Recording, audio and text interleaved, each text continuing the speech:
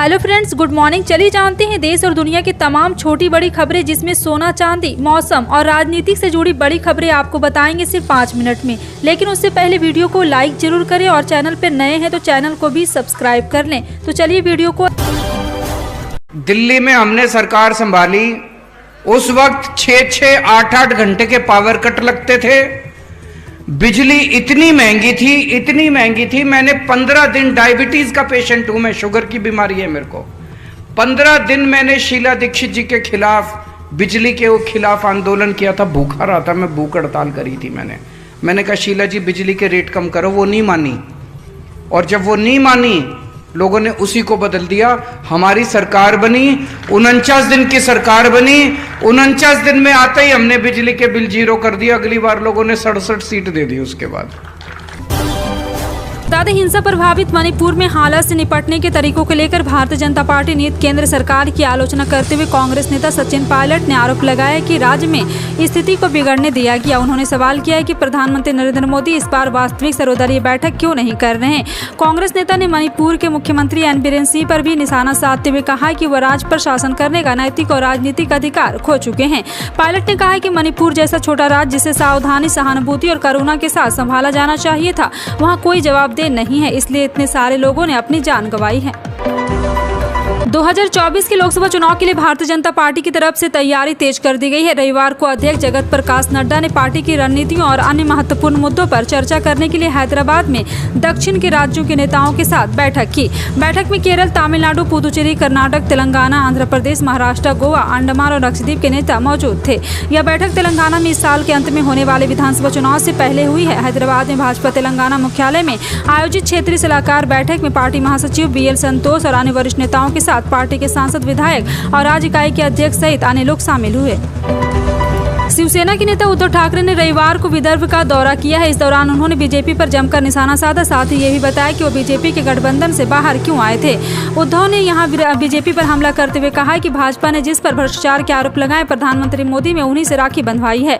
सभी बागी नेताओं का मालिक एक है। बीजेपी को शिवसेना तो चाहिए थी, लेकिन ठाकरे नहीं। लेकिन याद रहे कि भले ही हमारे विधायक और सांसद चले गए हो, लेकिन दमदार शिवसैनिक अभी भी मेरे साथ है।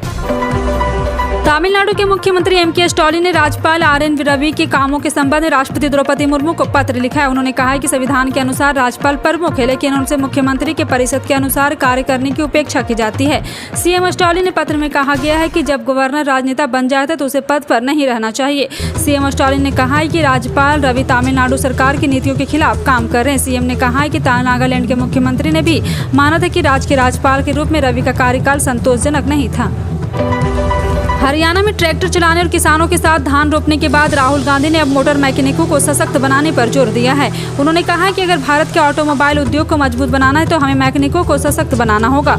पूर्व सांसद ने करोल बाग में मोटरसाइकिल मैकेनिकों के साथ अपनी हालिया बातचीत की एक वीडियो शेयर कर ये बातें कही है। बता दें कि राहुल गांधी बीते मंगलवार को अचानक राजधानी दिल्ली के करोल बाग पहुंच गए थे और मोटरसाइकिल मैकेनिकों से मुलाकात की थी। राहुल ने फेसबुक पर मैकेनिकों के साथ अपनी बातचीत की तस्वीर भी पोस्ट की थी।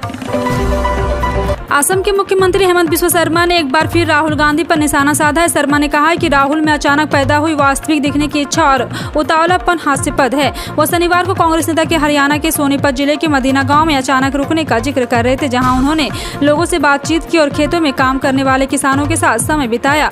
शर्मा ने दावा किया कि जब कांग्रेस के पूर्व अध्यक्ष तस्वीर खिंचवा रहे थे तब किसानों के साथ धक्का मुक्की हुई।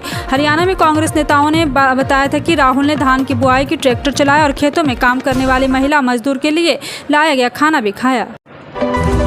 पश्चिम बंगाल प्रदेश कांग्रेस अध्यक्ष अधीर रंजन चौधरी ने शनिवार को राज्यभर में पंचायत चुनाव के दौरान हिंसा की अलग अलग घटनाओं में मौतों को लेकर रविवार को सत्तारूढ़ तृणमूल कांग्रेस की आलोचना की। कांग्रेस नेता ने मतदान से सुचारू संचालन को सुनिश्चित करने में विफल रहने के लिए TMC की भूमिका पर सवाल उठाया और पूछा कि कितने लोग मारे गए। अधीर रंजन ने कहा है कि यहाँ कल एक व्यक्ति की हत्या कर दी गई थी और कितने लोग मारे जाएंगे। चुनाव से पहले और उसके बाद भी हिंसा हुई थी। महाराष्ट्र कांग्रेस प्रमुख नाना पटोले ने बीकानेर में PM मोदी के दिए गए भाषण पर भी पलटवार किया है। उन्होंने प्रधानमंत्री पर तंज कसते हुए कहा है कि PM मोदी को झूठ का बाजार बताया। नाना पटोले ने कहा है कि PM मोदी को झूठ को आम जनता भी जानती है। बता दें कि शनिवार को बीकानेर में अपने संबोधन के दौरान प्रधानमंत्री मोदी ने गहलोत सरकार पर हमला किया था और उन्होंने कहा है कि इतने सालों में कांग्रेस ने राजस्थान में बहुत नुकसान किया। ये बात कांग्रेस नेता भी अच्छी तरह जानते हैं।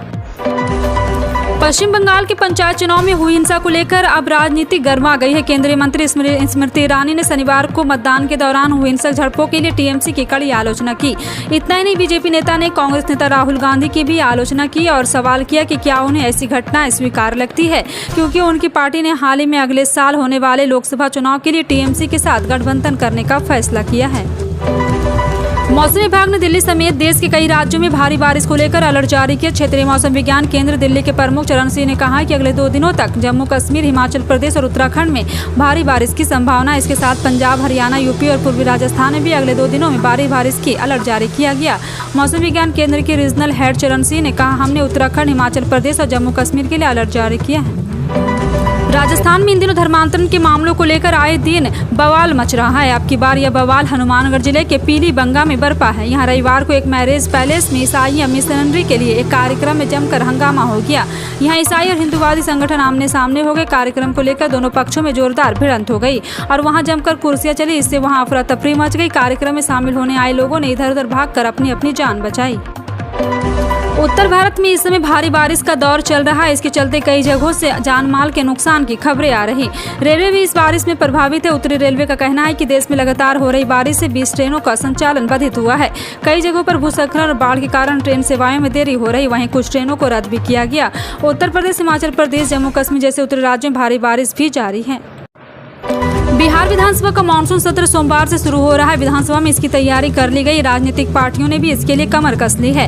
मानसून सत्र में कई विधेयक पेश किए गए हैं और वही हंगामेदार रहा और यहाँ पर इसके संकेत पक्ष ने दिया है, जबकि सत्ता पक्ष जनहित के बातों पर सार्थक चर्चा की बात हो रही है। साथ ही विपक्ष के हर सवाल का जवाब इसमें दिया जाएगा। इसको लेकर भी सत्ता पक्ष तैयारी में नजर आ रहे हैं। सोमवार से बिहार विधानसभा का मानसून सत्र शुरू हो रहा है और इस सत्र को लेकर राजनीतिक दल रणनीति बनाने में जुट गए हैं। हरियाणा के मुख्यमंत्री मनोहर लाल की सोच के अनुरूप नहरों की अंतिम टेल तक और अधिक मात्रा में पानी पहुंचाने के लिए सिंचाई विभाग लगातार कार्य कर रहा है। इसके अलावा राज्य में तालाबों को भरने व भूमिगत जल स्तर की रिचार्जिंग के लिए विभाग के अधिकारियों को आवश्यक निर्देश भी जारी किए गए। इस संबंध में सिंचाई विभाग के प्रवक्ता ने जानकारी देते हुए बताया कि प्रदेश के सभी नहरों के अंतिम टेल तक पानी पहुँचाने की व्यवस्था करने का सख्त निर्देश दिया गया। राष्ट्रीय राजधानी में भारी बारिश के कारण मुख्यमंत्री अरविंद केजरीवाल ने रविवार को दिल्ली के स्कूलों में सोमवार को बंद रखने का आदेश दिया है। पिछले 2 दिनों से दिल्ली एनसीआर के कुछ हिस्सों में हो रही भारी बारिश की पृष्ठभूमि में यह निर्णय लिया गया। सीएम केजरीवाल ने ट्विटर पर घोषणा की है कि 10 जुलाई को स्कूल बंद रहेंगे। और आपको सुप्रीमो और दिल्ली के सीएम ने दिल्ली में ट्वीट किया है कि पिछले 2 दिनों से दिल्ली में हो रही मूसलाधार बारिश और मौसम विभाग की चेतावनी के मद्देनजर दिल्ली के सभी स्कूल बंद रहेंगे। भारत राष्ट्र समिति के कार्यकारी अध्यक्ष केटी रामाराव ने रविवार को सवाल किया कि केंद्रीय एजेंसियां तेलंगाना के भाजपा विधायक के उस दावे की जांच क्यों नहीं कर रही है, जिसमें उन्होंने कहा है कि उनकी पार्टी ने विधानसभा उपचुनाव में 100 करोड़ रुपए खर्च किए थे। केटीआर ने कहा, निर्वाचन आयोग, ईडी और आईटी कहाँ है जब तेलंगाना के एक भाजपा विधायक खुलेआम दावा कर रहे हैं कि उनकी पार्टी ने उपचुनाव में 100 करोड़ रुपए खर्च किए। प्रधानमंत्री नरेंद्र मोदी ने आज राजस्थान के बीकानेर में 24,300 करोड़ रुपए से अधिक की विकास परियोजनाओं का शिलान्यास और लोकार्पण किया है। प्रधानमंत्री ने अमृतसर जामनगर आर्थिक गलियारों के 6 लेन वाला ग्रीनफील्ड एक्सप्रेसवे खंड, जिसे लगभग 11,125 करोड़ रुपए की लागत से निर्मित किया गया, लगभग 10,950 करोड़ रुपए की लागत से हरित ऊर्जा गलियारे के अंतरराज्य ट्रांसमिशन लाइन का चरण 1, लगभग 1,340 करोड़ रुपए की लागत से बीकानेर पावर ग्रिड द्वारा विकसित किया गया। इस अवसर पर आयोजित सभा के संबोधन करते हुए प्रधानमंत्री ने योद्धाओं की भूमि को श्रद्धांजलि अर्पित की और कहा कि राज्य के विकास के लिए समर्पित लोग हमेशा एक जैसा और एक ऐसा अवसर प्रदान करते हैं जहां विकास परियोजनाओं के लोकार्पण के लिए वे स्वयं को उपलब्ध कर पाते हैं। किसानों के लिए खुशखबरी है। पीएम किसान सम्मान निधि योजना की 14वीं किस्त का इंतजार अब खत्म होने वाला है। जानकारी के मुताबिक 15 जुलाई तक 4वीं किस्त यहां पे एक बार फिर से खाते में आने वाली है और आपको बता दें कि जिसकी चर्चा भी काफी तेज हो चली है। सीमांत किसानों को 14वीं किस्त से काफी लाभ होगा। बारिश के इस मौसम में 14वीं किस्त का आना किसानों के बेहद लाभदायक माना जा रहा है। अब तक सरकार किसान सम्मान योजना की 13 किस्त किसानों को दे चुकी है, लेकिन अब माना जा रहा है कि सरकार 15 जुलाई तक 14 किस्त किसान सम्मान योजना के तहत भेज सकती है। यदि आप चाहते हैं कि आपको आने वाले किस्त का लाभ प्राप्त हो तो जल्द से जल्द आप ही KYC जरूर करवा लें। अगर आप सोने चांदी की खरीदारी करना चाहते हैं तो आप सोने में निवेश करना चाहते हैं या आपके लिए जरूरी खबर है। बैंकबाजार.com के अनुसार 9 जुलाई रविवार को मध्य प्रदेश की राजधानी भोपाल में 22 कैरेट सोने के दाम 55,400 रुपये की प्रति 10 ग्राम और 24 कैरेट सोने के दाम 58,250 रुपये प्रति 10 ग्राम पर रहा। और आपको बता दें कि 22 कैरेट सोने का भाव 55,480 रुपये पर रहा है। और बैंकबाजार.com के अनुसार यदि बात करें चांदी की तो चांदी भोपाल रायपुर के सराफा बाजार में शनिवार को 75,700 रुपये प्रति किलोग्राम पर रहा और रविवार को 76,700 के दाम पर बिका। सरकारी तेल कंपनियां हर दिन सुबह 6 बजे पेट्रोल डीजल के दाम को अपडेट करते हैं। आज भी पेट्रोल डीजल के दाम को अपडेट किया गया। देश में पिछले साल मई 2022 में ही इनके दामों को बदला गया। इनके दामों की दुनिया के कच्चे तेल की कीमत के आधार पर तय किया जाता है। इसमें टैक्स और ट्रांसफॉर्मेशन कास्ट भी शामिल होते हैं।